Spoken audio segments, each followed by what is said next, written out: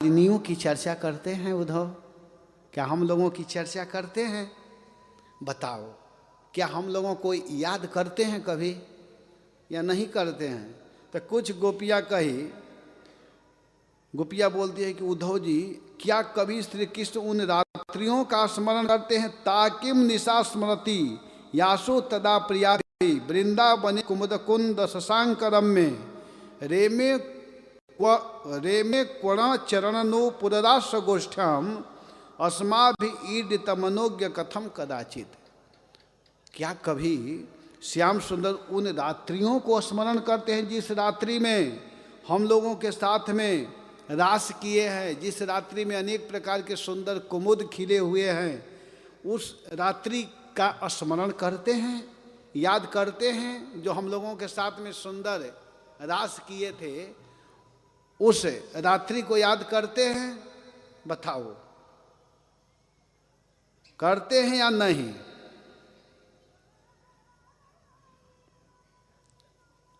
उद्धव जी यहाँ पर एक बात बोले हैं ना कि आप लोग ध्यान करो।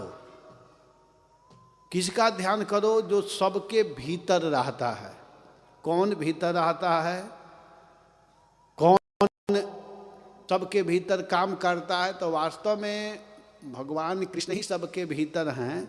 लेकिन उद्धव जी ऐसी बात बोल रहे हैं कि वो भगवान सबके पास है। तुम लोग जिसकी चिंता कर रही हो, जिसके लिए सोच रही हो, ये कोई जरूरी नहीं है कि तुम्हारे पास रहेगा। वो तो सर्वत्र है। तुम ध्यान करो, तुम्हारे सामने वो उपस्थित है। ध्यान करने से आ जाएगा।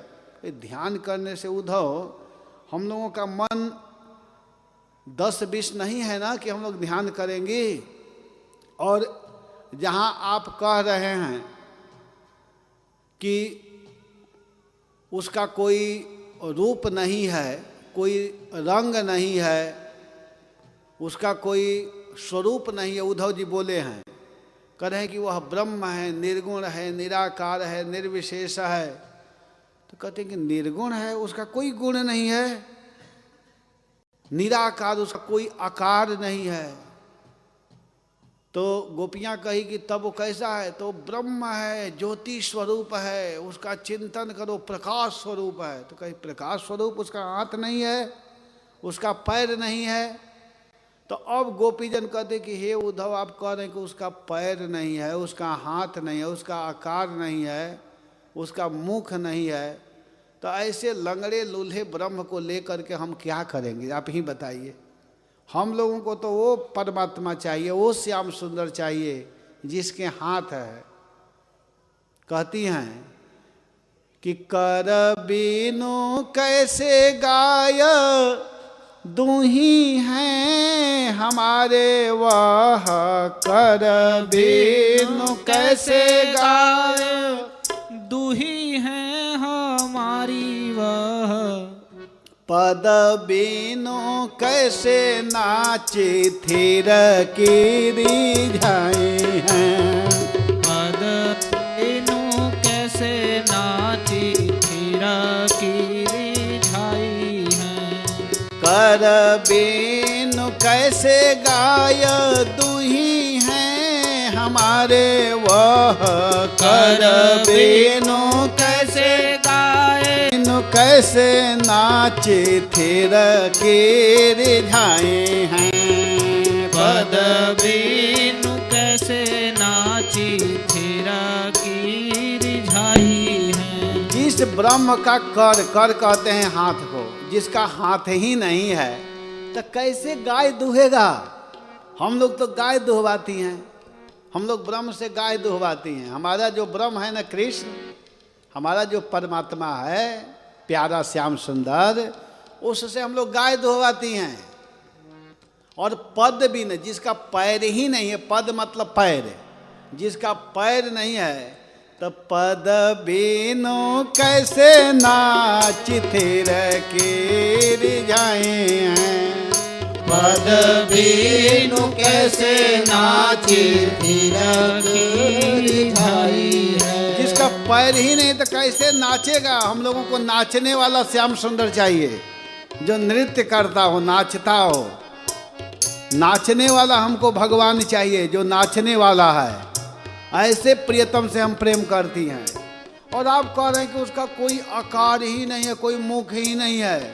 तो कहे रतना कर बदन बीनु कैसे चाखे, कहे रतना कर बदन बीनु कैसे चाखी, माखना बजाई बेन गोजर गवाई हैं, माखन बजाई बेनु गोधना गवाई हैं। जिसका मुख ही नहीं है तो कैसे माखन खाएगा।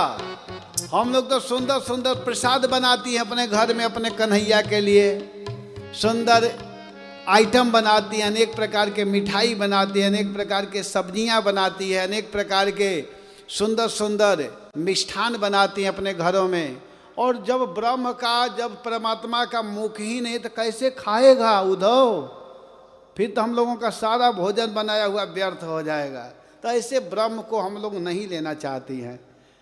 कहती हैं कि देखी सोनी कैसे दृग श्रवण बिनाही हाय, देखी सोनी कैसे दृग श्रवण बिनाही हाय, देखी सोनी कैसे दृग श्रवण बिनाही हाय, देखी सोनी कैसे दृग श्रवण बिनाही हाय। ओरे ब्रजवासी न की विपत्ति बराई हैं, भोरे ब्रजवासिनी की विपत्ति बराई है, भोरे ब्रजवासी न की विपत्ति बराई हैं, भोरे ब्रजवासिनी की विपत्ति बराई है। हमारे श्याम सुंदर का आँख है, हमारे प्रियतम का कान है। आँख से देखते हैं और कान से सुनते हैं। हम लोग उनके सामने जाते हैं तो हम लोगों को देखते हैं, सारा संकट दूर हो जाता है। भगवान के दर्शन करने मात्र से, भगवान की दृष्टि पड़ते ही सारी रोग दुख आदि व्याधि समाप्त है। इसीलिए नियम बना करके भगवान के पास जाना चाहिए। भगवान देखते हैं, भगवान की दृष्टि है, देखते हैं भगवान।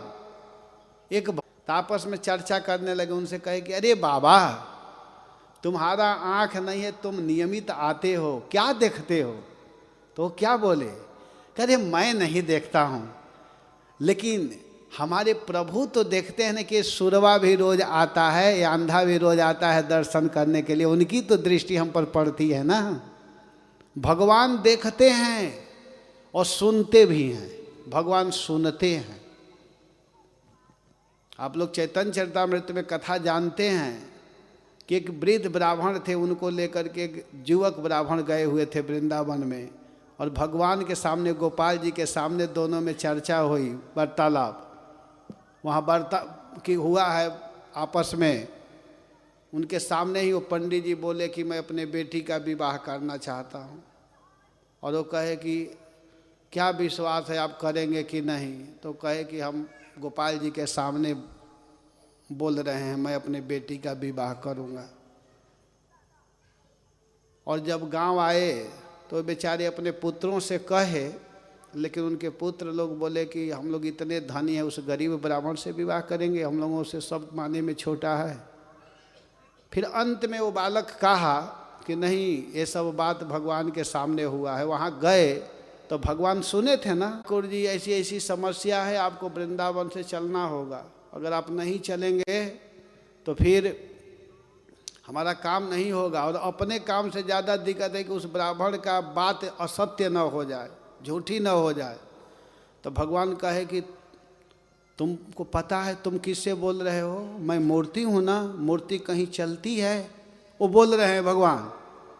तो लड़का कहा कि अच्छा मूर्ति चलती नहीं तो क्या मूर्ति बोलती है? जब मूर्ति बोल सकती है तो चल भी सकती है ना। तब भगवान हंस दिए। और भगवान फिर उनके पीछे पीछे चले हैं। तो हमारे भगवान का पैर है ना, ये क्लियर हुआ ना। भगवान चलते हैं, भगवान बोलते हैं, भगवान हंसते हैं, भगवान झुक जाते हैं भक्तों के सामने। अगर कोई भक्ति प्रेम से करे तब भगवान बहुत दयालु हैं, बहुत कृपालु हैं। उदाहरण दूंगा तो बहुत उदाहरण मेरे दिमाग में आने लगता है, इसलिए अब उदाहरण ज़्यादा नहीं दूंगा क्योंकि कथा कहनी है। भगवान अपने भक्तों के सामने झुक जाते हैं। एक भक्त हुए हैं जिनके सामने भगवान झुक गए, वो दक्षिण भारत में मंदिर है, भगवान झुक गए अपने भक्त के सामने। भगवान से कोई सच्ची निष्ठा से भक्ति करता है, प्रेम करता है, तो भगवान भक्त के अधीन हो जाते हैं, भक्त के वश में हो जाते हैं। भगवान बोले हैं कि अहम भक्तों पराधीना, मैं भक्तों का अधीन हूँ। तो गोपियाँ कह रही कि हमारे प्रभु का सब कुछ है और तुम जिस ब्रह्म की बात कह रहे हो उसका मुख है न नेत्र है न कान है, वो सुनता भी नहीं है, तो उसकी क्या जरूरत है। हमारा तो प्रियतम भोर में आकर के संकट को दूर करता है। रावरो यनुप को अलख यरूप ब्रह्मा, रावरो अनुप को अलख रूप ब्रह्म। उद्धव कह कौन धो हमारे काम आए हैं। उद्धव कहो कौन थे हमारे काम आई है। उद्धव कह कौन धो हमारे काम आए हैं। उद्धव कहो कौन थे हमारे काम आई है। यहाँ पर गोपीजन कहते ये उद्धव जी आप जो बोले हैं वो ठीक है, लेकिन हम लोगों को ऐसा ब्रह्म की आवश्यकता नहीं है। कुछ दूसरी गोपियाँ बोल उठी, उद्धव जी हम सब तो उन्हीं के विरह की आग से जल रही हैं। देवराज इंद्र जैसे जल बरसा करके वन को हरा भरा कर देता है, उसी प्रकार क्या कभी श्री कृष्ण भी अपने कर स्पर्श के द्वारा हमारे जीवन दान देने के लिए यहाँ आएंगे? क्या वो कृष्ण हमारे पास आएंगे? कभी हम लोगों को जीवन दान प्रदान करेंगे? अपने कर का स्पर्श कभी करेंगे? जहाँ राधा मोहन की केली को कुलाल ही मचियो ही रहत घन बेली न सरस है। सुंदर सरोवर नि घाट पन घट भेट नैन सैन दैन चैन चाहतो परस है। जिस श्याम सुंदर को हम लोग हमेशा देखा करती थी, बानक सुठौल सहज यही देखे बनी आवे। आनंद को अम्बुद मनोरथ बरस है। दिठी चात की जो लगे जो सौहा आँखी न की, आँखी न को फल ब्रज भूमि के दरस है। हम लोग इस आँख का वास्तविक फल यही है कि ब्रज भूमि का दर्शन किया जाए। आँख का यही फल है कि भगवान को देखा जाए, भगवान का दर्शन किया जाए। अगर कोई भगवान का दर्शन नहीं किया तो उसका जीवन व्यर्थ है, बेकार है। भगवान के सुंदर छवि का दर्शन करना चाहिए, भगवान को देखना चाहिए। यही जीवन का वास्तविक फल है। हम लोगों के साथ नृत्य किया था, कितनी सुंदर थी वह रास लीला। और इस प्रकार वर्णन करते हुए कहते हैं कि तब तक एक गोपिका करी सकी, अब तो उन्होंने शत्रुओं को मार करके राज्य पा लिया है। जिसे देखो वही उनका शहीद बना फिरता है। अब वे बड़े बड़े नरपतियों कुमारियों से विवाह करेंगे, उनके साथ आनंद पूर्वक रहेंगे। यहाँ हम ग्वारिनों के पास क्यों आएंगे? हम लोगों के पास क्यों आएंगे? लेकिन गोपियों को रहा नहीं गया। इस तरह बात करते हुए कहते कि हे उद्धव, कुछ भी है लेकिन वही हमारा प्रियतम है, उसी को हम लोग अपने हृदय में बसाई हुई हैं। भले उसके लिए हम कुछ हो या ना हो, लेकिन हमारे तो प्रियतम वही हैं। और वास्तव में उनका मैं हूँ और हमारे वो है। नैननी के आगे नीत नाचत गोपाल रहे। नैननी के नीत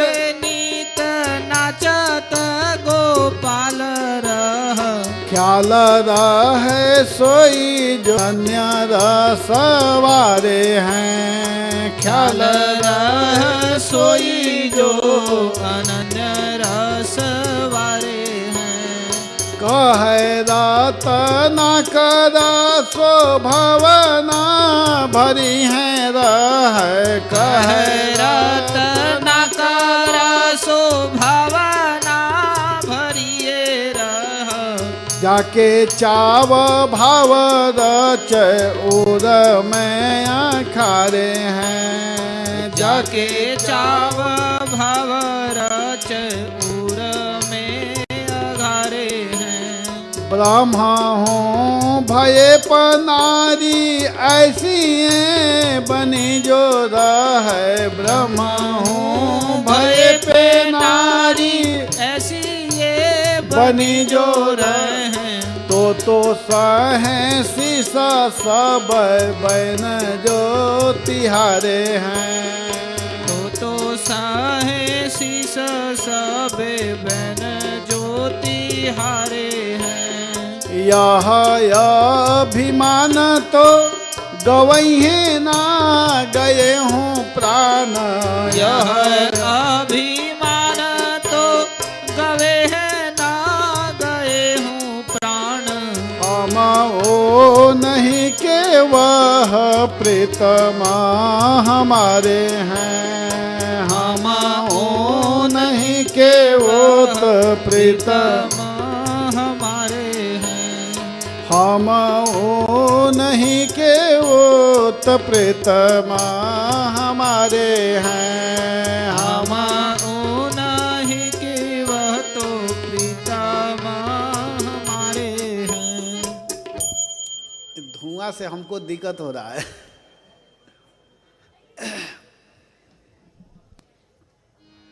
हरे कृष्णा हरे कृष्णा हरे कृष्णा कृष्ण कृष्ण हरे हरे, हरे राम राम राम हरे हरे हरे। तो यहाँ पर गोपीजन कहती हैं कि परम सौख्यम ही नैरास्यम स्वैरिण्या प्याह पिंगला तजनाति ना नह कृष्णे तथा प्यासा दुरत्यय। देखो बेस्या होने पर भी पिंगला ने क्या ही ठीक कहा है कि संसार में किसी की आशा न रखना ही सबसे बड़ा सुख है। एकादश स्कंद में वर्णन है 24 गुरुओं की कथा में। 24 गुरु हुए हैं दत्तात्रेय जी के, उसमें एक गुरु है पिंगला। दत्तात्रेय जी के 24 गुरु हैं पृथ्वी वायु आकाश अपोग्नि चंद्रमा रवि कपोतो अजगरह सिंधो पतंगो मधुकृत गजह मधुहा हरिणो मीन पिंगला कुरुरोर्भक कुमारी सरकृत सर्प उर्णनाभि सुपेशकृत। उन 24 गुरुओं में एक गुरु है पिंगला। तो पिंगला ने कही है कि आशा ही परमो दुखम नैरास्यम परम सुखम। किसी का आशा करना ही दुख का कारण है। कोई व्यक्ति क्या देगा? कुछ नहीं देगा।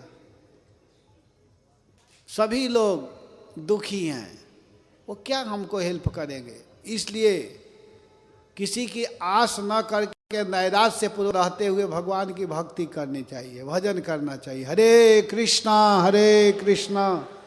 कृष्णा कृष्णा हरे हरे, हरे राम राम राम हरे हरे। कौ उत्सहेत संत्युक्तम उत्तम श्लोक संविदम अनिक्षितोपि यस्य श्री अप्यांग च्यवने क्वचित। हमारे प्यारे श्याम सुंदर ने जिनकी कीर्ति का गान बड़े बड़े महात्मा करते रहते हैं, हमसे एकांत में जो मीठी मीठी प्रेम बातें की है, उन्हें छोड़ने का भुलाने का उत्साह भी हम कैसे कर सकती हैं? देखो तो उनकी इच्छा न होने पर भी स्वयं लक्ष्मी जी उनके चरण कमलों में लिपटी रहती है। एक क्षण के लिए भी उनका अंग संग छोड़ करके कहीं नहीं जाती है। उद्धव जी, वह वही नदी हैं जिसमें वे विहार करते हैं। यह वही पर्वत है जिसके शिखर पर चढ़ करके वे बांसुरी बजाते थे। वे यही वन हैं जिनमें वे रात्रि के समय रासलीला करते थे।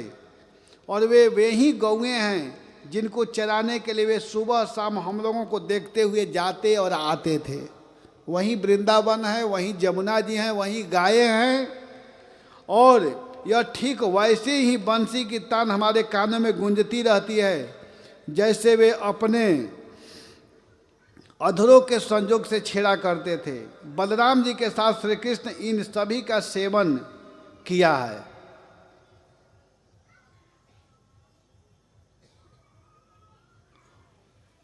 बलराम जी के साथ में उन सभी का वे सेवन किए हैं। सुनी गुनी समझी तिहारी चतुराई जीती। अब कहते हैं कि हम लोग समझ रही हैं। क्या समझ रही हैं? वो बहुत चतुर बने हैं ना, जो बात भेजे हैं वो हम लोग को पता है कि वो अपने तरफ से उनके पास इतना ज्ञान कहाँ है, हम लोगों को पता है। सुनी गोनी समझी तिहारी चतुराई जीते, सोने गोनी समझी तिहारी चतुराई जीती। कान्हा की पढ़ाई को बिताई को बरी की है। कान्हा की पढ़ाई कविताई को बरी की है।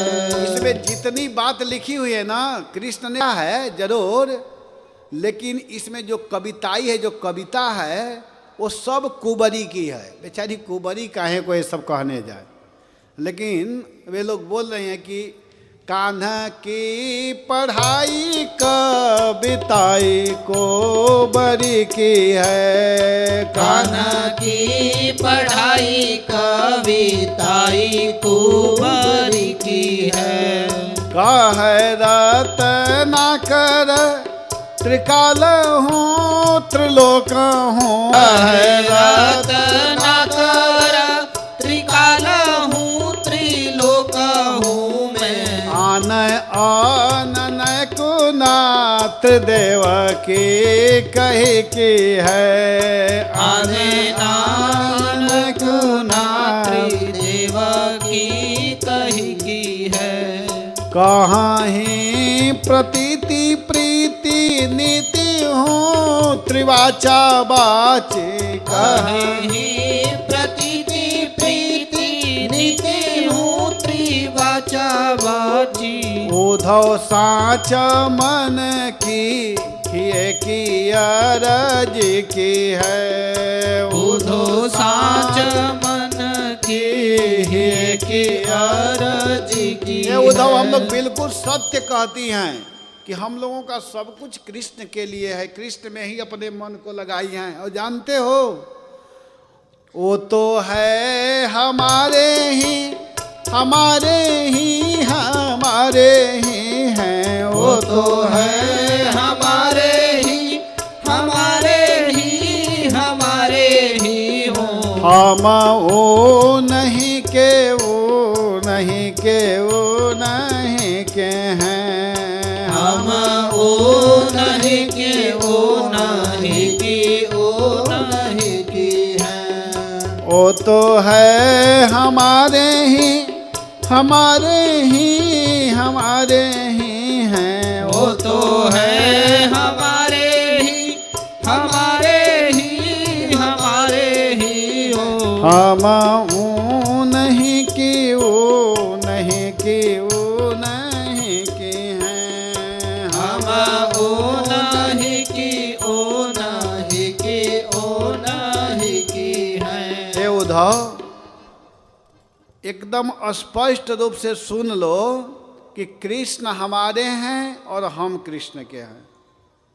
कृष्ण हमारे हैं, पूर्ण विश्वास जब तक भगवान के प्रति नहीं होगा कि भगवान कृष्ण ही हमारे हैं और हम उनके हैं, तो फिर कैसे आप भगवान को प्राप्त करेंगे। इसलिए भगवान के प्रति पूर्ण विश्वास गोपियों जैसा होनी चाहिए। गोपियाँ कहती है कि कृष्ण हमारे हैं और हम कृष्ण की हैं, एकदम स्पष्ट है। इस तरह कहते हुए कहते हैं कि पुनः पुनः स्मरायन्ति नंद गोप सुतम बतः श्रीनिकेतै तत्पदैकै विस्मर्तुम नैव शक्नुमः।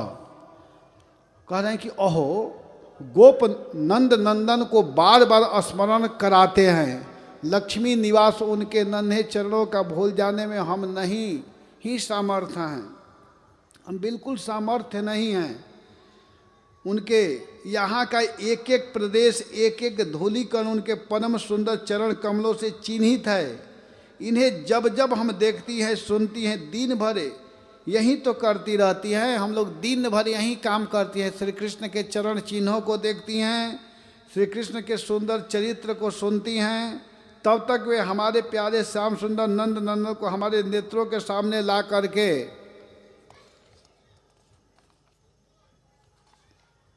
रख न देते हैं। उद्धव जी, हम किसी भी प्रकार मर करके भी उन्हें भूल नहीं सकती हैं। हम कृष्ण को बिल्कुल नहीं भूल सकती हैं।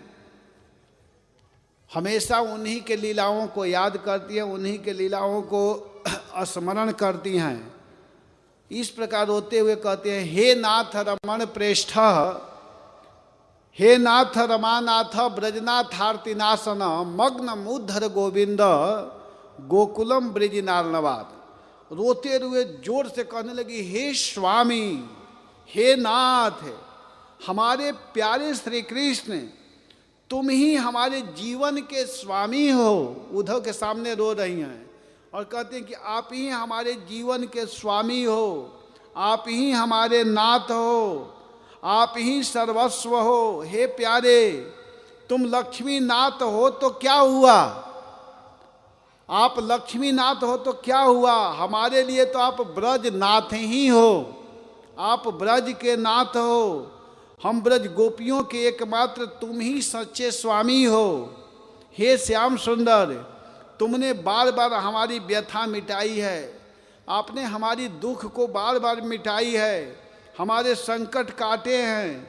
हे गोविंद, तुम गौओं से बहुत प्रेम करते हो, क्या हम गौएं नहीं हैं? तुम्हारा यह सारा गोकुल जिसमें ग्वाल बाल, माता पिता, गौएं और हम गोपियां सब कोई हैं, दुख के अपार सागर में डूब रहे हैं हम लोग।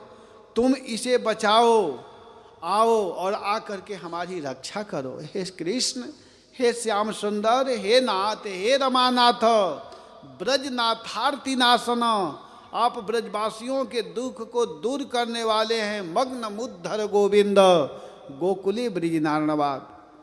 ये ब्रजवासी सब दुखी हो रहे हैं, गायें यहाँ की दुखी हो रही हैं, मैया यशोदा, बाबा नंद सभी दुखी हैं। आप आइए और आकर के रक्षा कीजिए, बचाइए, आप बचाइए, आप रक्षा कीजिए। इस तरह कह कह करके गोपियाँ जोर जोर से रोने लगी, एकदम भावुक होकर के रोने लगी उद्धव के सामने। उद्धव जी तो बेचारे बहुत समझाने का प्रयास करें कि इस बात को कहने से शायद ये समझ जाएंगी, लेकिन वे लोग एक भी बात उद्धव के सुनी नहीं। केवल वे लोग बोल रही हैं, केवल कृष्ण छाए हुए हैं ना उनके चित्त में। यहाँ तक गोपियाँ रो रही हैं, गोपियों की बात कहाँ तक कहा जाए। कुछ गोपियाँ रोते हुए आपस में कहती हैं कि अरे सखी, हम लोग क्या बताएं, क्या कहें, श्री कृष्ण ने हम लोगों को बिल्कुल ठग दिए हैं। अब सावन का महीना आ गया है, कुछ गोपी कह रही कि अरे सखी अब सावन आया है। आयो सखी सावन बेसमान भावन जो, आयो सखी सावन विदेशमान भावन जो, कैसे कारी मेरो चित्त हाय धीर धारे हैं, कैसे कारी मेरो चित्त हाय धीर धारी। अरे सखी, सावन का महीना आ गया है, हम कैसे अपने चित्त को, अपने हृदय को धारण करें। इस समय जानती हो हमारे प्रियतम जब रहते थे, अहे कौन झूलन हिंडोले बैठी संग मेरे, अहे कौन हिंडोले बैठी संग मेरे। सावन के समय जब आता था तो हमारी प्रियतम मेरे साथ बैठ करके झूले में झूला करते थे, झूला झूलते थे। हम दोनों एक के साथ बैठ करके झूलती थी। कौन मनुहारी करी भुजा कंठ पारी है। कौन मनुहारी करी भुजा कंठ पारी है। जब झूला में बैठती थी और हम डरने लगती थी तो भगवान कृष्ण हमारे प्रियतम अपने हाथ को मेरे में रह करके ऐसे पकड़ लेते थे। आज कौन मुझे पकड़ेगा। हरिचंद भिजत बचई है कौन भिजी आप। हरिचंद भिजत बचई है कौन भिजी आप। अरे सके, जब सावन के महीना में बारिश होती थी तो हमारे प्रियतम स्वयं भींज करके अपने दुपाटा से हमको बचा लेते थे। अब कौन हमको बचाएगा। और इस समय बारिश होगी, कौन हमें बचाएगा। कौन ओर लाया काम तापने रवारे है। कौन ओर लाए काम तापने रवारी। कौन अपने गोद में लेकर के अपने आलिंगन करते हुए हमारे इस दुख को दूर करेगा। मानसमय परी मानसमय पग परी कौन समुझई है हाय। मानसमय पग परी कौन समुझई है। अरे सखी, अब मैं मान नहीं करूंगी। पहले मैं मान करती थी लेकिन अब बिल्कुल मैं मान नहीं करूंगी, क्योंकि कौन हमारे पैर में गिर करके हमको मनाएंगे। मानसमय पग परी कौन समुझई है हाय। मानसमय पग परी कौन समुझई है हाय। कौन मेरी प्राण प्यारी कही के पुकारी हैं। कौन मेरी प्राण प्यारी कही के पुकारी है। कौन मुझे प्राण प्यारी कहेंगे। किसके बल पर मैं मान करूंगी। पहले हमारे प्रियतम जब रहते थे तो हम थोड़ी थोड़ी बातों में मान कर लेती थी और हम लोगों के चरणों में गिर करके, एक तरह से किशोरी जी बोल रही हैं कि मेरे चरणों में गिर करके हमारे श्याम सुंदर हमको मनाते थे कि हे प्रिया मान जाओ, मैं अब ऐसा गलती नहीं करूँगा, मैं कभी आपको छोड़ करके नहीं जाऊँगा। लेकिन अब हम किसके बल पर मान करेंगी। मानसमय पग पारी कौन समुझई है हाय।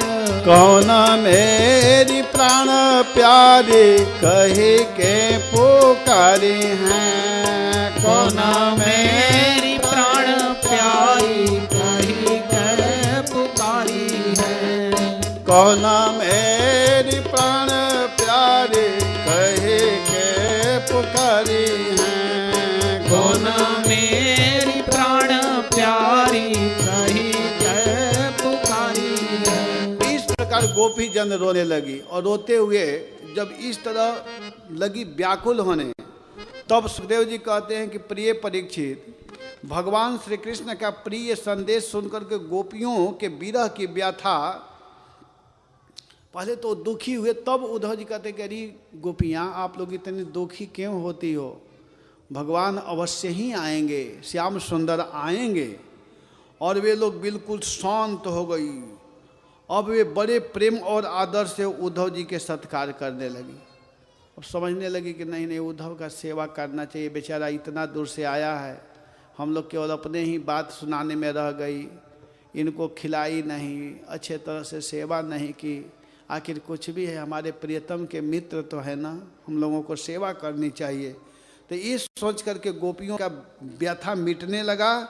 और उद्धव जी वहाँ पर महीनों तक वहाँ पर रुके और रह करके भगवान सुंदर सुंदर गुण का वर्णन करते थे, भगवान के विषय में बताते थे। और इसको सुन करके सभी ब्रजवासी बड़ा सुख का अनुभव कर रहे थे। जब से उद्धव जी आए थे बड़ा आनंद आ रहा था। नंद बाबा को, यशोदा को, गोपियों को बड़े आनंद के साथ में समय से उद्धव जी के पास बैठ जाती थी, कृष्ण कथा को सुनती थी। उद्धव जी बहुत सुंदर कृष्ण कथा कहते हैं, तो उद्धव जी बहुत सुंदर भगवान के कथा बता रहे थे। नंद बाबा के ब्रज में जितने दिनों तक उद्धव जी रहे, जितने दिन तक रहे हैं, उतने दिन तक भगवान श्री कृष्ण की लीला की चर्चा होते रहने के कारण ब्रजवासियों को ऐसा जान पड़ा मानो अभी तुरंत का समय बीता है, अभी तुरंत बहुत ज़्यादा दिन समय बीता, लेकिन लगा कि एक क्षण में ही बीत गया। सुख का जो समय होता है बहुत जल्दी बीतता है, और अगर दुख आता है ना तो 1-2 घंटा भी बिताना बड़ा मुश्किल हो जाता है, बड़ा समस्या होता है, संकट में बिताना मुश्किल हो जाता है। भगवान के परम प्रेमी भक्त उद्धव जी कभी नदियों पर जाते थे, कभी वनों में बिहरते थे, कभी गिरिराज के चोटियों पर जाते थे, कभी रंग बिरंगे फूलों से लदे हुए वृक्षों में ही रम जाते। और भगवान श्री कृष्ण ने कौन कौन सी लीला किए हैं इसको पूछ पूछ करके ब्रजवासियों को भगवान श्री कृष्ण और उनकी लीलाओं का स्मरण करा करके तन्मय कर देते थे। उद्धव जी को बड़ा आनंद आता था। गोप लोग भी बताते थे कि यहाँ हमारे प्रियतम बैठा करते थे, गोपियाँ भी बताती थी, और उद्धव जी को भी अच्छा लगता था, उन लोगों को भी। उद्धव जी ने ब्रज में रह करके गोपियों को इस प्रकार की प्रेम विकल्प आता था, और भी बहुत सी प्रेम चेष्टाएं देखी, बहुत सुंदर सुंदर चेष्टा देखी, और उनकी इस प्रकार श्री कृष्ण में तन्मयता को देख करके वे प्रेम और आनंद में भर गए, और गोपियों को नमस्कार करते हुए उद्धव जी बोलने लगे। उनको इतना आनंद आया। अब उद्धव जी बोल रहे हैं, कहते हैं गोपी उद्धव कहते हैं कि एता परम तनु गोविंद में ही आरूढ़ प्रेमा, इन गोपियों का चित्त केवल परमात्मा में लगा हुआ है, कृष्ण में लगा हुआ है। तो इसलिए ये महान हैं, ये श्रेष्ठ हैं, ये पूजनीय हैं, यह प्रशंसनीय हैं, क्योंकि परम प्रेममय दिव्य महाभाव में स्थित हो गई हैं। प्रेम की यह ऊंचे से ऊंची स्थिति संसार के भय से भीत मुमुक्षु जनों के लिए ही नहीं, अपितु बड़े बड़े मुनियों, मुक्त पुरुषों तथा हम भक्त जनों के यज्ञ यागों दीक्षित होने की क्या आवश्यकता है। जिनका चित्त, जिनका मन गोविंद में लग गया, उसको बड़े बड़े यज्ञ, बड़े बड़े अनुष्ठान, बड़े बड़े संस्कार, बड़े बड़े वेदाध्ययन, ये सब की कोई ज़रूरत नहीं है, क्योंकि ये सब के माध्यम से हम भगवान के तरफ ही बढ़ना चाहते हैं। और जब डायरेक्ट इस तरह भगवान में मन लग रहा है तो इन सब की क्या ज़रूरत है, क्या आवश्यकता है। क्वे मा स्त्रियो बनचरी व्यभिचार दृष्टा कृष्णे क्वचैष परमात्म निरूढ़ भाव नन्वेश्वरोऽनुभजतो विदिशोऽपि साक्षात् श्रेयः तनोत्यदगदराजैवोपयुक्तः। कह रहे हैं उद्धव जी कि कहाँ ये बनचरी, आचार ज्ञान और जाति से हीन गांव की गंवार ग्वालिने, इन लोगों को कुछ भी आचार विचार मालूम नहीं है, और कहाँ सच्चिदानंद घन भगवान श्री कृष्ण में यह अनन्य प्रेम, इस तरह की अनन्य प्रेम। अहो धन्य है, धन्य है। इससे सिद्ध होता है कि न कोई भगवान के स्वरूप और रहस्य को न जान करके भी उससे प्रेम करे, उनका भजन करे, तो वह स्वयं अपनी शक्ति से, अपनी कृपा से उसका परम कल्याण कर देते हैं। अगर कोई बिना पढ़े लिखे हो करके भी अगर भगवान का भजन करता है, भगवान के नाम को गाता है, तो भगवान उसके ऊपर कृपा कर देते हैं। पढ़ाई लिखाई, जाति, ये सब को भगवान नहीं देखते हैं, भगवान भक्ति को देखते हैं, भगवान उसके निष्ठा को देखते हैं।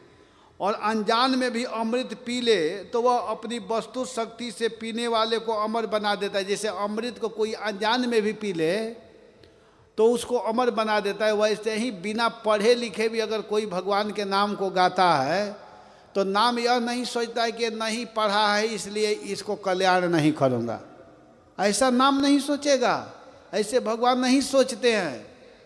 इसलिए भगवान के नाम को खूब सुंदर ढंग से उच्चारण करना चाहिए, गाना चाहिए, बहुत सुंदर लगता है। आज मैं मंदिर में बैठा हुआ था थोड़ा इधर, तो एक माता जी गा रही थी, भगवान का कीर्तन कर रही थी, मुझे बहुत अच्छा लग रहा था, बहुत सुंदर लग रहा था। भगवान के कीर्तन, भगवान के नाम में, भगवान के गुण में भगवान ये नहीं देखते हैं कि कौन किस स्वर में गा रहा है, भगवान ये देखते हैं कि ये मुझको गा रहा है, ये मेरे पास आ रहा है, इसको भगवान देखते हैं। और अगर इसको कोई करे तो भगवान उस पर रीझ जाते हैं, प्रसन्न हो जाते हैं। भगवान को प्रसन्न करना चाहिए अपने कला के द्वारा। अगर जिसको नृत्य करने आता है तो भगवान के सामने नाचना चाहिए, जिसको गाने आता है, नहीं भी गाने आता है तो गाना चाहिए। जैसा स्वर है उसी स्वर में गाइए, जैसी भाषा है उसी भाषा में प्रवचन कीजिए। भगवान सभी भाषा को जानते हैं, अंग्रेजी भी जानते हैं, बंगला भी जानते हैं, भगवान भोजपुरी भी जानते हैं, भगवान सभी भाषा को जानते हैं। जिसको जो मालूम है उसी भाषा में कृष्ण को पुकारिए।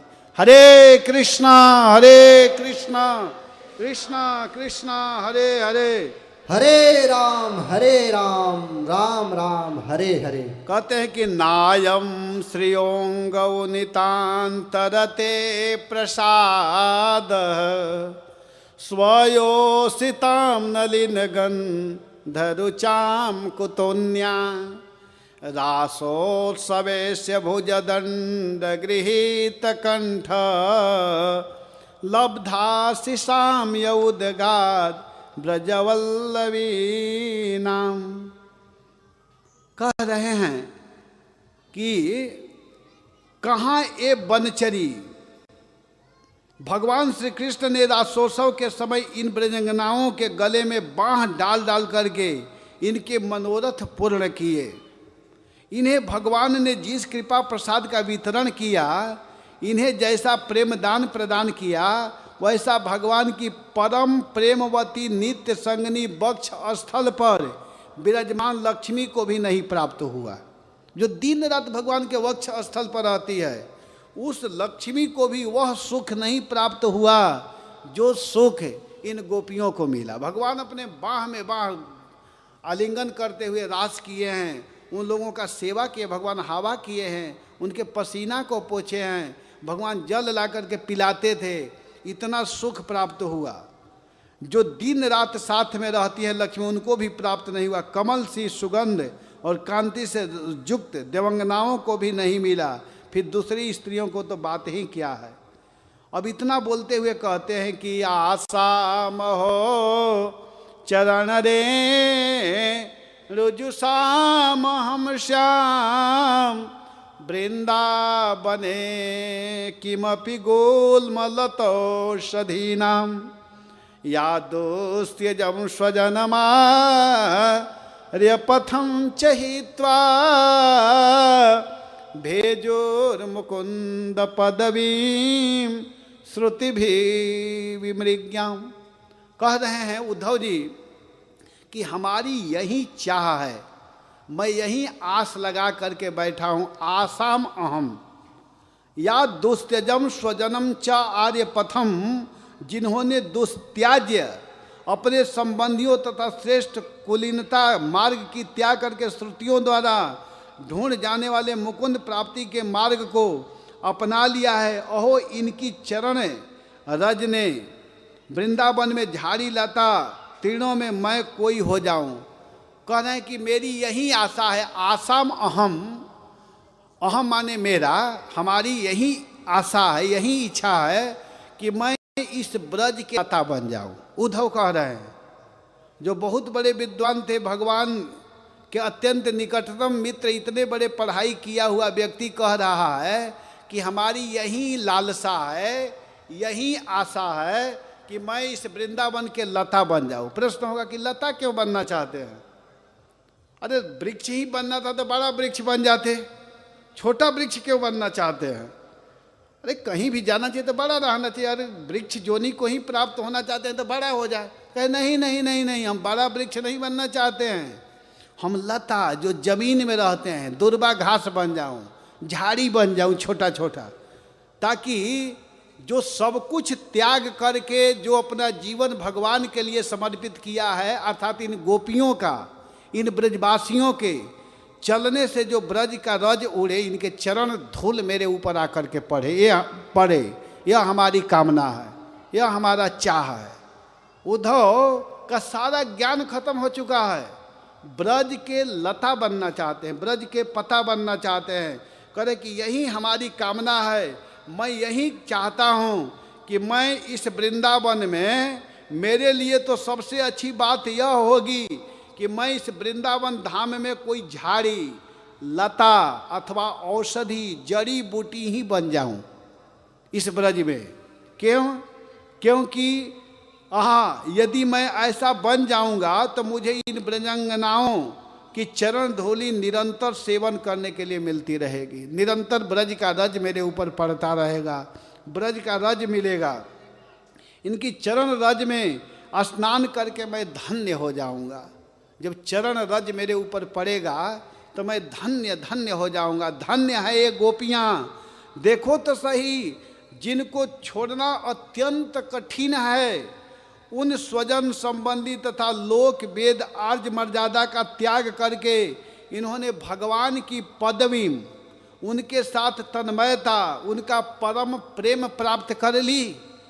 सब कुछ छोड़ करके भगवान के चरणों में आकर के प्रेम प्राप्त कर ली। औरों की तो बात ही क्या, भगवत वाणी उनकी निश्वास रूप समस्त श्रुतियाँ, उपनिषदें भी अब तक भगवान के परम प्रेममय स्वरूप को ढूंढता ही रहती है, प्राप्त नहीं हो पाई। वेद भी, भागवत में वेद स्तुति आया है, भागवत के 10वें स्कंद के 87 अध्याय में वर्णन है कि श्रुतियाँ भगवान की स्तुति करते हुए कहती हैं कि जय जय जय जामजित दोष गृभीत गुणाम त्वमसि यदात्मना समयवस्त समस्त भग अग जग दोक सा मखिल शक्त्यवबोधकते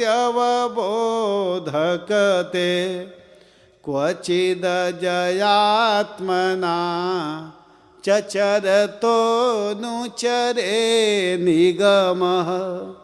जिन भगवान को प्राप्त करने के लिए वेद श्रुतियाँ भी नेति नेति कही वेद पुकारे, वेद भी भगवान को जिस रूप में समझना चाहिए, जिस रूप में जानना चाहिए, नहीं जान पाते हैं, श्रुतियाँ भी नहीं जान पाती है। उन भगवान को यह गोपियाँ समझ गई है। ये गोपीजन जो बिल्कुल पढ़ी लिखी नहीं है, वे समझ गई हैं। उद्धव कहते कि इसलिए हमारी यही चाह है, हमारी यही इच्छा है कि मैं इस ब्रज के झाड़ी बन जाऊं, छोटा सा लता बन जाऊं, ताकि मेरे ऊपर इन भक्तों के चरण रज पड़े। यावै श्रियार्चितमजार्तिभिरात्म कामयी योगेश्वरैरपि यदात्म निराश गोष्ठ्याम कृष्णस्य तद भगवतः चरणारविंदम न्यस्तम स्तनेषु बिजहु परिरभ्यतापम। कह रहे हैं कि स्वयं भगवती लक्ष्मी जिनकी पूजा करती है, स्वयं लक्ष्मी जी जिनकी पूजा करती है, ब्रह्मा शंकर आदि परम समर्थ देवता, पूर्ण काम आत्माराम और बड़े बड़े जोगेश्वर अपने हृदय में जिनका चिंतन करते रहते हैं, भगवान श्री कृष्ण के उन्हीं चरणार बिंदों को रास लीला के समय गोपियों ने अपने वक्ष स्थल पर रखा और उनका आलिंगन करके अपने हृदय की जलन विरह व्यथा शांत की। जिन भगवान के चरण को प्राप्त करने के लिए ब्रह्मा आदि शिव आदि ध्यान करते हैं, स्तुति करते हैं, उसी चरण को यह गोपियाँ अपने वक्ष स्थल पर अपने हृदय में धारण की, अपने छाती पर रखी और अपने विरह के ज्वाला को शांत की। इसलिए वंदे नंद ब्रजस्त्रीणाम पाद रेणु अभीक्षण सह यासाम हरि कथो गीतम पुनाति भुवनत्रयम। यहाँ पर बोल रहे हैं, उद्धव जी कहते हैं कि नंद बाबा के ब्रज में रहने वाली गोपांगनाओं की चरण धूलि को मैं बारंबार प्रणाम करता हूँ, बार बार इन गोपांगनाओं के चरण धूलि को प्रणाम कर रहा हूँ, उसे सिर पर चढ़ाता हूँ। आहा, इन गोपियों ने भगवान श्री कृष्ण की लीला कथा के संबंध में जो कुछ गान किया है वह तीनों लोगों को पवित्र कर रहा है और सदा सर्वदा पवित्र करता रहेगा, सदा सर्वदा पवित्र करता रहेगा, पवित्र कर रहा है और पवित्र करता रहेगा। इन गोपियों के द्वारा जो वर्णन किया गया है, जो गोपियों के संबंध में सुनेगा बोलेगा वह निश्चित रूप से सफल होगा। सुखदेव जी कहते हैं कि परीक्षित, इस प्रकार कई महीनों तक ब्रज में रह करके उद्धव जी अब मथुरा जाने के लिए तैयार हो गए और मथुरा जाना चाहते हैं। गोपियों ने नंद बाबा और जसोदा मैया से आज्ञा प्राप्त की। ग्वाल बालों से विदा लेकर के वह अब जाना चाहते हैं। तो जब जाना चाहते हैं तब फिर गोपियाँ कहती है, एक भजन है भोजपुरी में, लेकिन इसको मैं इसलिए गाऊंगा कि इस भजन को हमारे गुरु महाराज बार बार गवाते थे जब कथा करते थे इस प्रसंग पर। तो हम छोटे थे उस समय, उसी समय से याद है ये भजन, तो मैं इसको गाना चाहूँगा। ये बहुत सुंदर भजन है, आप लोग अर्थ समझ जाएंगे। मैं बोला ना कि भगवान हिंदी भी जानते हैं, भोजपुरी भी जानते हैं, बांग्ला भी जानते हैं, अंग्रेजी भी जानते हैं। तो हम लोगों के भक्त लोग भी बहुत भाषा जानते हैं, तो आप लोग भोजपुरी भी थोड़ा सा जानने का प्रयास कीजिएगा, ठीक है। एक भजन है, मैं गा रहा हूँ और फिर थोड़ी सी कथा बाकी है, बस थोड़ी सी, अब ज़्यादा कथा नहीं है। इसके बाद में आगे की कथा प्रभु जी लोग बताएंगे कि क्या करना है। आप लोग ध्यान देकर सुनिए। एक भजन गोपीजन कहती हैं उद्धव जी से, क्या कहती है। अब उद्धव जी जाने के लिए बिल्कुल तैयार हैं, अब विदाई करनी है ना, तो गोपियाँ कहती है, कही विपतिया उद्धव जी कान्हा से हमार हो। गोपीजन कह रहे कि हे उद्धव, हम लोगों के विपत्ति जा करके अब कान्हा से कहिएगा, कृष्ण से कहिएगा। कही विपतिया उद्धव जी कान्हा से हमार हो। कब अइहा ब्रज में नंदा बाबा के कुमार हो। कब अइहा ब्रज में नंदा बाबा के कुमार हो। कब अइहे ब्रज में नंदा बाबा के कुमार हो। कही विपतिया उद्धव जी, कही विपतिया उद्धव जी कान्हा से हमार हो। कब अइहे ब्रज में नंद बाबा के कुमार हो। कब अइहे ब्रज में नंद बाबा के कुमार हो। हे उद्धव जी, आप मथुरा जाइए और वहाँ जाकर के हमारे प्रियतम से यह कहिएगा, हम लोगों के विपत्ति के विषय में बताइएगा। हम लोग बहुत दुखी हैं, बहुत संकट में हैं, कब हमारे प्रियतम ब्रज में आएंगे। जब से गईले मोहन, कहते हैं कि जब से मोहन गए हैं, कहाँ गए हैं? मथुरा नगरिया। जब से गईले मोहन मथुरा नगरिया। झर झर बरसे नैना आठो पहरिया। आठो पहरिया। जब से श्याम सुंदर हम लोगों को छोड़ करके गए हैं, आंख से अश्रु प्रवाह आठों पहर हो रहा है। एक क्षण के लिए भी हम लोगों के नेत्र की आंसू रुकी नहीं। ताकला पर चारों ओर, ताकला माने देखने पर, चारों तरफ हम देखती हैं। ताकला पर चारों ओर लौकता अन्हार हो। चारों तरफ अंधेरा दिखाई दे रहा है।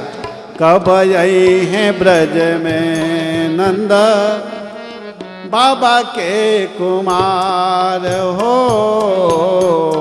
कब आई हैं ब्रज में नंद, बाबा के कुमार हो। इतना ही नहीं, दिन नाही चैन नींद, दिन और रात्रि, दिन में चैन नहीं है और रात्रि में नींद नहीं है। दिन नाही चैन नींद, आवे न रतिया, नाही भुलाला कबहूँ श्याम के सुरतिया, नाही भुलाला कबहूँ श्याम के सुरतिया। श्याम सुंदर का रूप जो है एक क्षण के लिए भी भूल नहीं रहा है। हमनी के नैया के, हम लोगों के जीवन के, जीवन रूपी नैया के, हमनी के नैया के उहे पतवार हो, वहीं हमारे जीवन को खेने वाले थे और वहीं चले गए। कब आई हैं ब्रज में नंद, बाबा के कुमार हो, कब आई है ब्रज में नंद, बाबा के कुमार हो। गले लगा के गले प्रेम के रसरिया, लेके जाई यहाँ से आपन ज्ञान के गठरिया। अरे उद्धव, तुम ज्ञान की बात करने के लिए आए हो, लेकिन उन्होंने हम लोगों से ऐसा प्रेम किया, अब तुम्हारा ज्ञान यहाँ समझ में नहीं आया। और वो जानते हैं क्या कहे थे, आइब फिर ब्रज में कह के, वो कह करके यही गए थे कि मैं ब्रज में आऊंगा, लेकिन वो बिल्कुल उसको भूल गए। गैलानो करार हो, कब आई है ब्रज में नंद, बाबा के दुलार हो, कब आई है ब्रज में नंद, बाबा के कुमार। इतना कह करके गोपियां जोर जोर से रोने लगी और उद्धव से कहती हैं, रोवे ब्रज नार भर के अखिया में लोर हो, आई हैं जरूर ब्रज में श्याम चित चोर हो। मदन मुरारी हमरो प्राण के आधार हो, कब आई हैं ब्रज में नंद, बाबा के दुलार हो, कब आई हैं ब्रज में नंद, बाबा के दुलार हो। हे उद्धव जी, आप जरूर हमारे प्रियतम से इतना कहना। और गोपी लोग, सभी लोग, ग्वाल बाल उद्धव जी को विदाई किए। अब उद्धव जी रथ पर बैठ चुके हैं मथुरा जाने के लिए।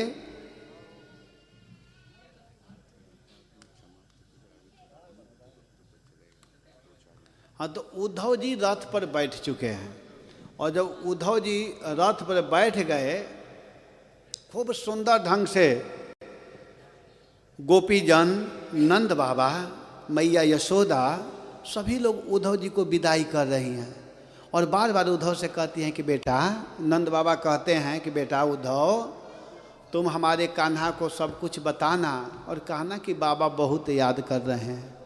उद्धव जी उन लोगों के प्रेम को देख रहे हैं। अभी थोड़ी सी श्लोक बाकी है और देखिए, आप लोग कोई जाइएगा मत। जानते हैं, भागवत के अंत में बैठना चाहिए।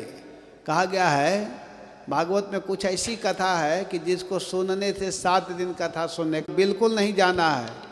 बैठे रहिए। आज थोड़ा लेट भी होगा तो प्रतीक्षा करनी चाहिए, क्योंकि जब सुखदेव गोस्वामी कथा कह रहे थे तो महाराज परीक्षित भाग नहीं रहे थे, बड़े प्रेम से सुन रहे थे। और सुखदेव गोस्वामी को बहुत सुंदर से विदा करने के बाद में महाराज परीक्षित फिर अपना मन भगवान में लगाते हुए शरीर का त्याग किए। तो ध्यान देना चाहिए, कथा की यह परंपरा है। अब प्रभु जी कुछ बोलेंगे, कुछ भक्तों को बुलाएंगे, कुछ श्लोके बाकी है जिसको मैं इसके बाद में बोलूँगा। हरे कृष्ण। परम पूजनीय परम बंधनीय श्रीपाद श्री कृष्ण प्रभु की जय हो, समवेत भक्त वृंद की जय हो। हरे कृष्ण।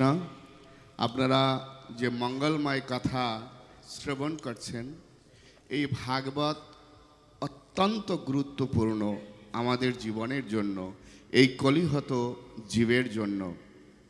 ভগবান কৃষ্ণচন্দ্র যখন এই ধরাধাম থেকে চলে যাচ্ছেন, প্রত্যাবর্তন করছেন, ঠিক সেই সময় উদ্ধব প্রশ্ন রেখেছিলেন, হে প্রভু, আপনি এই ধাম থেকে চলে যাচ্ছেন, তাহলে এই কলিহত জীব তারা কি নিয়ে জীবন ধারণ করবে, কি নিয়ে থাকবে?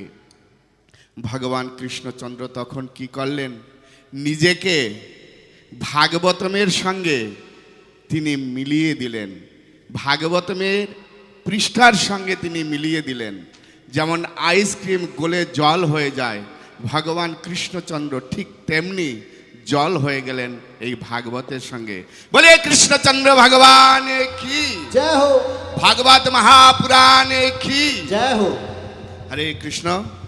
তো এখন প্রভুজি 7 দিন ব্যাপী যে ভাগবত কথা আলোচনা করলেন,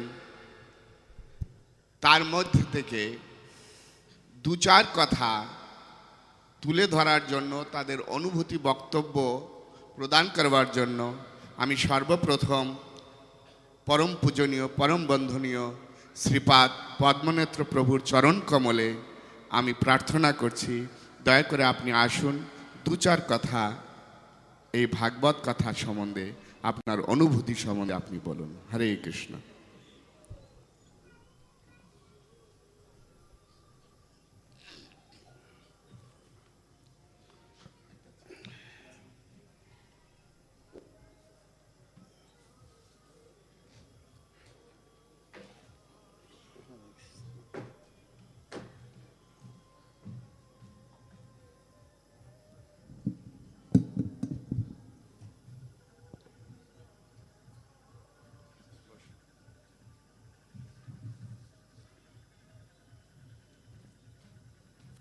हरे कृष्ण। नमो विष्णुपदाय कृष्णपृष्ठाय भूतले श्रीमते जय पताका स्वामिनिति नामिने। नमो आचार्य पदाय निताय कृपा प्रदायिने गौरकथा धामदाय नगर ग्राम तारिणे। नमो विष्णुपदाय कृष्णपृष्ठाय भूतले श्रीमते भक्ति वेदांत स्वामिनिति नामिने। नमस्ते सरस्वती देवे गौरवाणी प्रचारिणे निर्विशेष शून्यवादी पाश्चात्य देशतारिणे। वाञ्छाकल्पतरुभ्यश्च कृपा सिन्धुभ्येव च पतितानां पावनेभ्यो वैष्णवेभ्यो नमो नमः। তা আসলে আমি কি বলবো, আমি শ্রবণ করার জন্যই চেষ্টা করি, কিন্তু মন তো চঞ্চল, এদিক ওদিক হয়ে যায়। তবে এই ভাগবত শ্রবণই যে মনুষ্য জীবনের প্রধান উদ্দেশ্য, এর ভাবে বিভিন্ন শাস্ত্রে সুন্দর বর্ণনা দেওয়া আছে। তা আমরা আসলে গৌরকৃষ্ণ মহারাজের কাছ থেকে আগে আমরা প্রত্যেক বছর শুনতাম, কিন্তু আমাদের ছেড়ে উনি ভগবত ধাম প্রাপ্ত হয়েছেন, কিন্তু সেই কি বলে সেই জায়গাটা আমরা শ্রীকৃষ্ণ প্রভুকে পেয়েছি, সেই জায়গাটা পূরণ হচ্ছে খুব সুন্দর। এবং মায়াপুরে এটা হচ্ছে একটা বিশেষ ব্যবস্থা ভাগবত শ্রবণের উৎসাহিত করা। তা আমার মনে হচ্ছিল, আমি কি বলবো, তখন মনে হচ্ছিল চৈতন্য চরিতামৃতে বর্ণনা আছে যে মহাপ্রভু রাজা প্রতাপরুদ্রকে দর্শন করতে চাইছিলেন না, দিতে চাইছিলেন না। কখনো নিত্যানন্দ প্রভু এসে অনুরোধ করেছেন, দর্শন দেননি। সার্বভৌম ভট্টাচার্য এসে অনুরোধ করেছেন, দর্শন দেননি।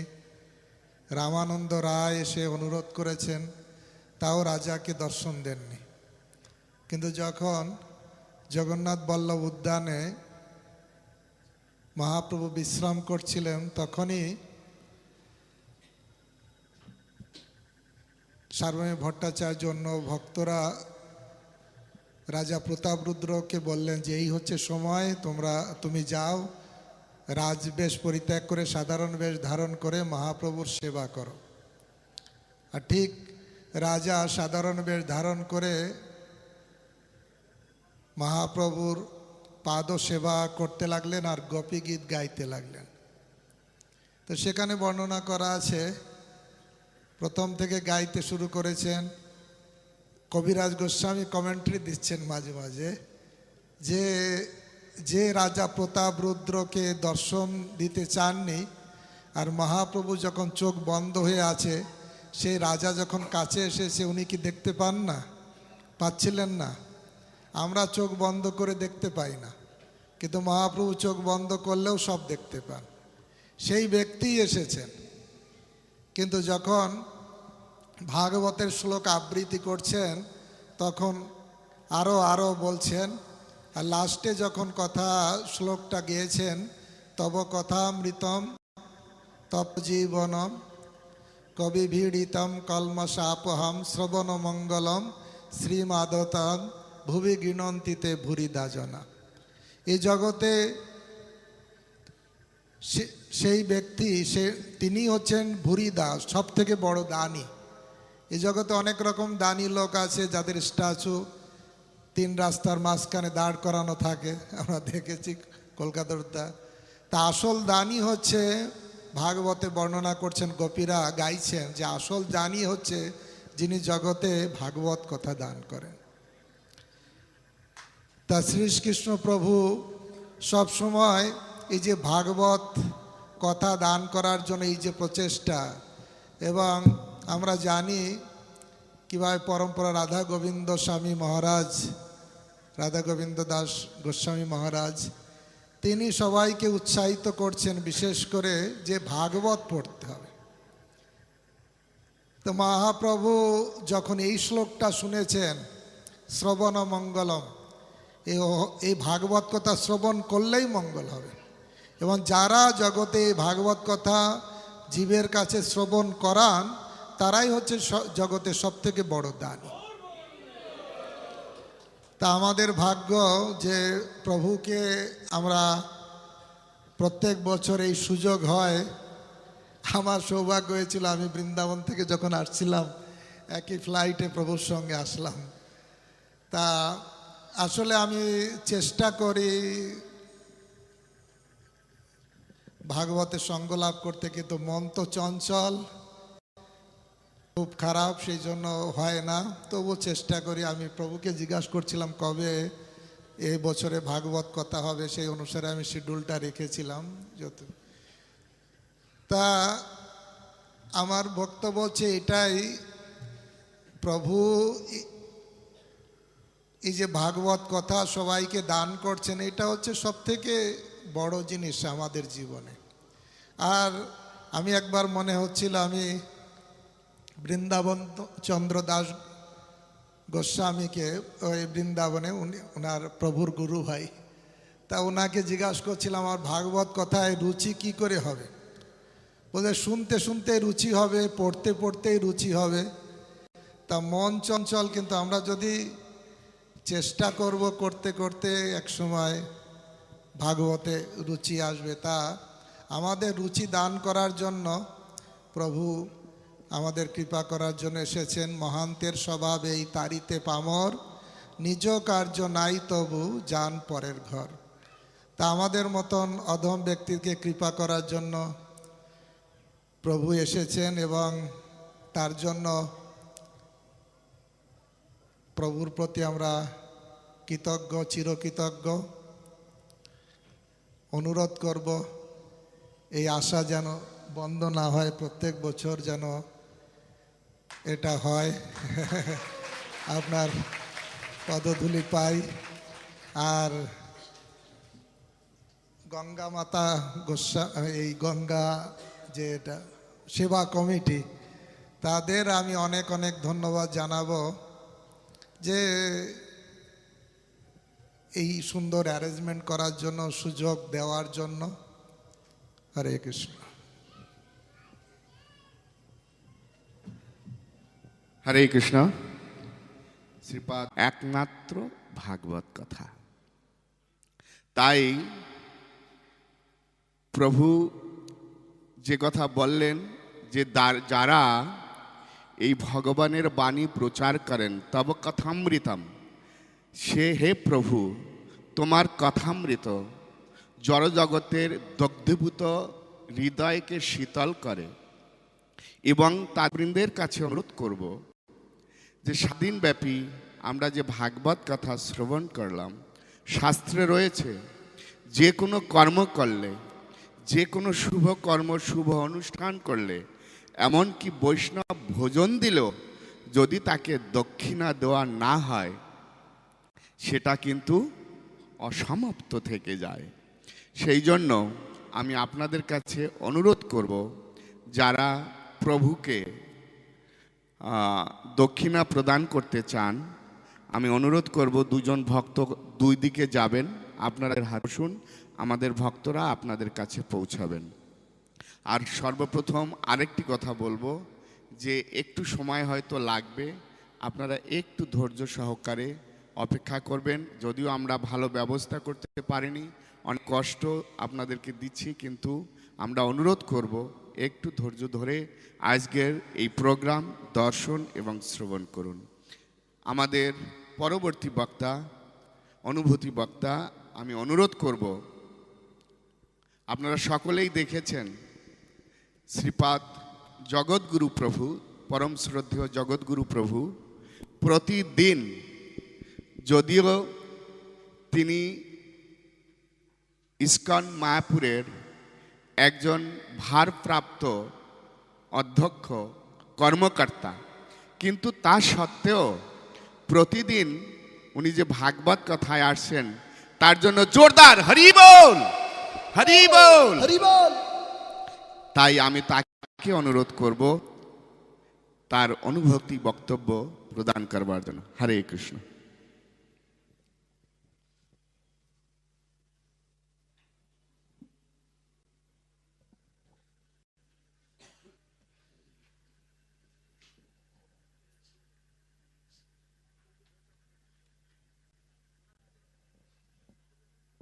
সুকন্ঠী মাতাজি, আপনি একটু সামনে এগিয়ে আসুন।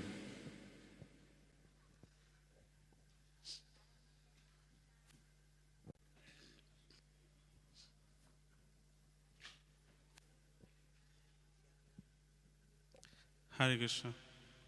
वंशा कल्पतरुभ्यश्च कृपा सिन्धुभ्येव च पतितानां पावनेभ्यो वैष्णवेभ्यो नमो नमः।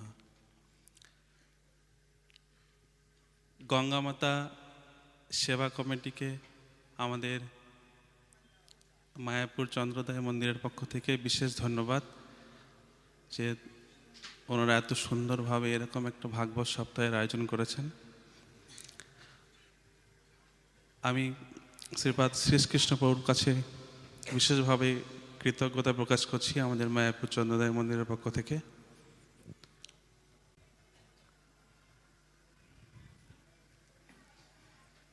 যে উনি 7 দিন ব্যাপী এরকম শ্রীমদ্ ভাগবত সপ্তাহের অংশগ্রহণ করে আমাদের এই দশম স্কন্ধ, শ্রীমদ্ ভাগবতের দশম স্কন্ধের উদ্ধব সন্দেশ আমাদেরকে শ্রবণ করিয়েছেন। আমি শ্রীপাদ শ্রীকৃষ্ণ প্রভুর কাছে ক্ষমা প্রার্থী, কারণ উনি প্রায় বলতেন ভাগবত কথাতে, ভাগবত সপ্তাহে, যে একজন উত্তম শ্রোতার যোগ্যতা হচ্ছে তিনি সবার প্রথমে, মানে বক্তার বসার আগে পাঠে উপস্থিত হবেন আমি ক্ষমা প্রার্থী প্রভুর কাছে যে আমি করতে পারিনি। উনি আসতেন, তারপরে আমি বসতাম। ক্ষমা প্রার্থী প্রভুর কাছে। একটা বিষয় আমার মনে পড়ছিল, 2007 সালে আমরা কয়েকজন ভক্ত, প্রায় 25-30 জন ভক্ত বৃন্দাবনে গিয়েছিলাম। তখন বেনেধারী প্রভু ছিলেন। আমরা সন্ধেবেলা, বিকেলবেলা, সন্ধে হবে গোধূলির সময় উদ্ধব বৈঠকে পৌঁছেছিলাম। তখন গৌর কৃষ্ণ প্রভু ছিলেন, তখন তিনি ব্রহ্মচারী ছিলেন। সৌভাগ্যক্রমে ওনার শ্রীমুখ থেকে আমরা এই উদ্ধব সন্দেশ শ্রবণ করেছিলাম সেই উদ্ধব বৈঠকে। প্রভু যখন এই উদ্ধব সন্দেশ বর্ণনা করছিলেন, আমার মনে হচ্ছিল আমি যেন সেই বৃন্দাবনেই আছি। তো আমি অসংখ্য ধন্যবাদ জানাই প্রভুকে, শ্রীপাদ শ্রীকৃষ্ণ প্রভুকে এবং গঙ্গা মাতা কমিটিকে এরকম সুন্দর শ্রীমদ্ ভাগবত সপ্তাহের আয়োজন করবার জন্য। হরে কৃষ্ণ।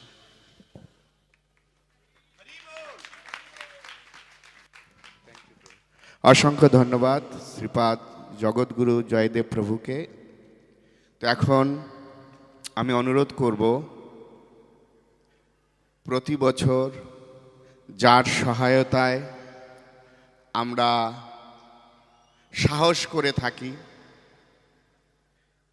এই ভাগবত কথা মহাযজ্ঞ করবার জন্য, যিনি আর্থিকভাবে আমাদেরকে অনেক সহায়তা করেন, মাননীয়া সুকণ্ঠী মাতাজিকে আমি অনুরোধ করব। উনি কলকাতা থেকে এসেছেন, 7 দিন ব্যাপী উনি এখানে রয়েছেন।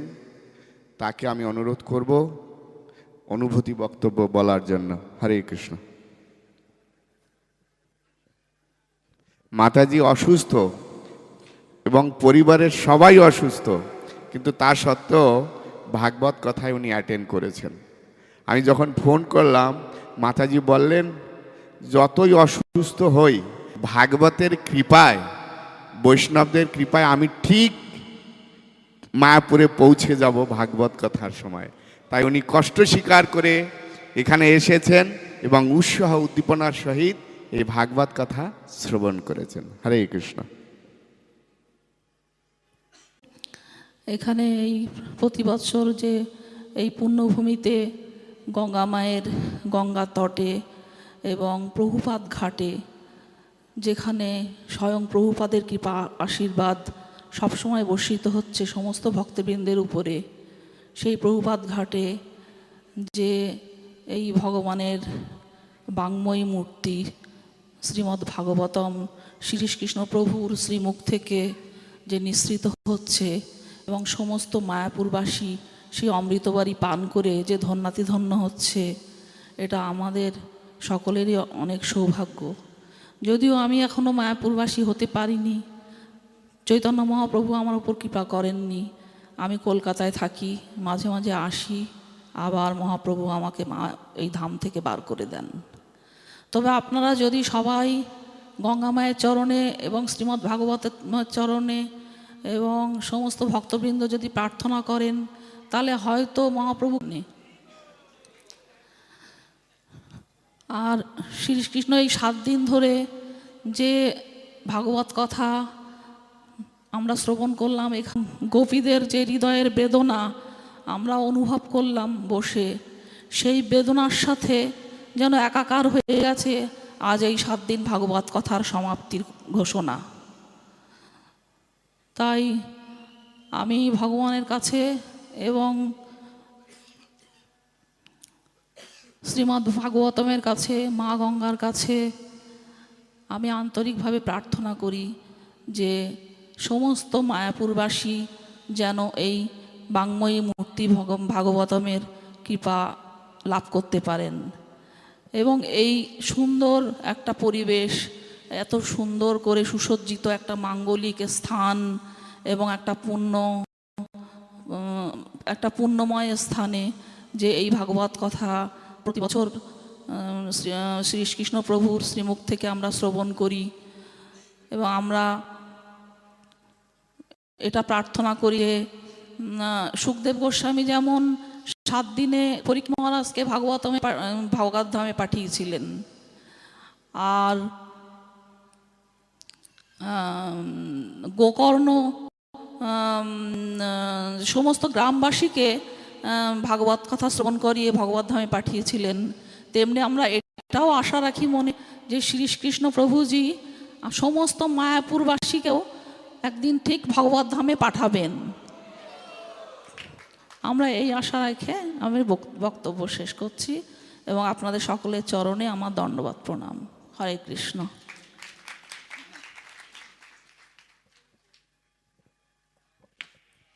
হরে কৃষ্ণ। অসংখ্য ধন্যবাদ মাতাজিকে। তো আমরা গঙ্গা পূজা সেবা কমিটির পক্ষ থেকে মাতাজির জন্য গঙ্গা মায়ের প্রসাদী শাড়ি এবং গঙ্গা মাতার একটা চিত্রপট প্রভুর শ্রীহস্ত থেকে গ্রহণ করার জন্য অনুরোধ করছি। সকলে হরি বল। হরে কৃষ্ণ। মাতাজিদের পক্ষ থেকে একজনকে বলার সুযোগ দেওয়া হবে। আর কেউ আছেন বলতে পারেন অনুভূতি বক্তব্য? মাতাজিদের পক্ষ থেকে একজন 2 মিনিটের জন্য বলবেন কেউ? আসুন।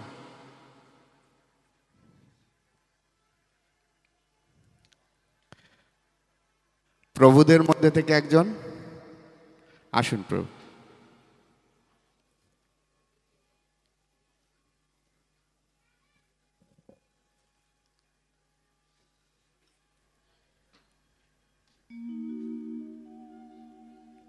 হরে কৃষ্ণ কৃষ্ণ কৃষ্ণ হরে হরে, হরে রাম রাম রাম হরে হরে।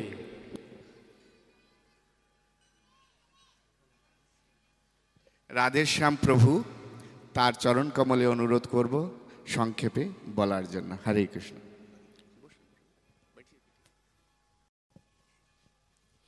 হরে কৃষ্ণ। বাঞ্ছা কল্পতরুভশ্চ কৃপা সিন্ধুবেব চ পতিতানাং পাবনেভ্যো বৈষ্ণবেভ্যো নমো নমঃ। হরে কৃষ্ণ।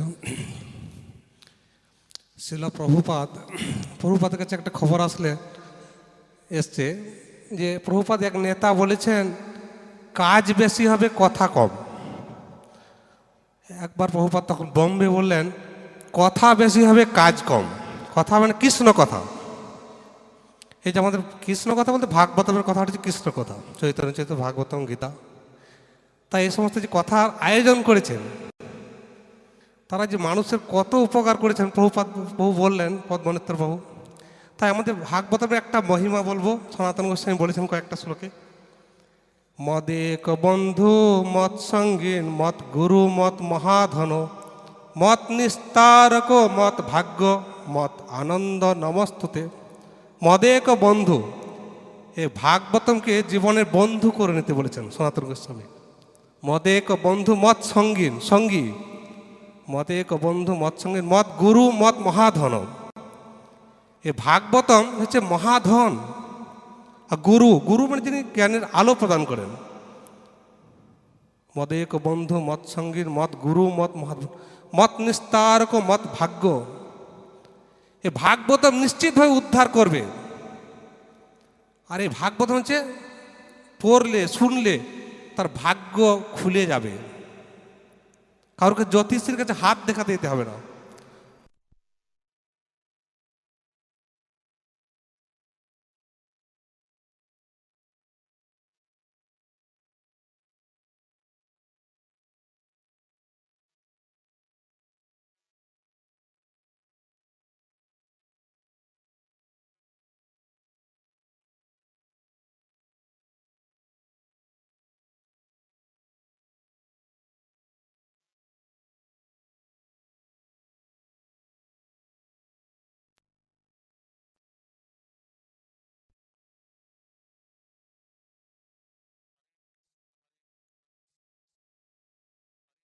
হরে রাম রাম রাম হরে, যান্ত্রিক গোলযোগ। তাই শ্লোকটা সম্পূর্ণ আবার বলছি। মদেক বন্ধু মত সঙ্গীত মত গুরু মত মহাধন মত নিস্তারক মত আনন্দ, আনন্দ পর্যন্ত বললাম যে ভাগবতম আনন্দ দেবেন। এবং এই ভাগবতম এত আনন্দ আছে যে এটি শুদ্ধ ভক্তের মাধ্যমে আমরা আস্বাদন করতে পারি। এই শ্রীকৃষ্ণ প্রভু আমাদের যেভাবে আস্বাদন করিয়েছেন, এটা একটা অপূর্ব সুযোগ ভক্তদের, বিশেষ করে কারণ ভক্তের মুখ থেকে এ শ্রবণ করা সৌভাগ্য খুব কম লোকেরই হয়ে থাকে।